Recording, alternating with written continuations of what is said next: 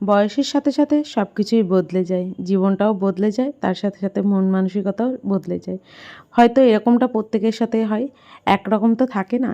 প্রত্যেকটা মানুষের জীবনেই ওঠানামা থাকে, আর তার সাথে সাথে যেমন পরিস্থিতি হয় সেই মতোই সব কিছু মানিয়ে নিতে হয়।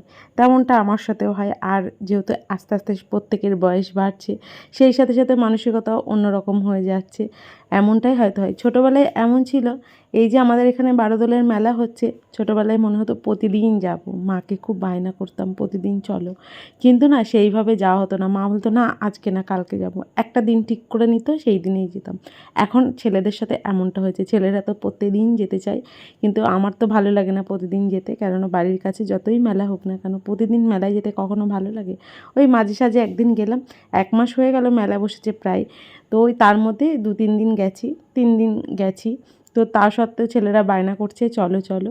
তো এই কবে থেকে যাবো যাবো ভাবছি, সন্ধেবেলায় না যেতে ইচ্ছা করছে না, এত গরম পড়েছে, খুব বিরক্ত লাগছে। তো যাই হোক, এই কদিন আর মেলা আছে, মানে বেশি দিন নেই, হাতে গোনা কয়েকটা দিন আছে।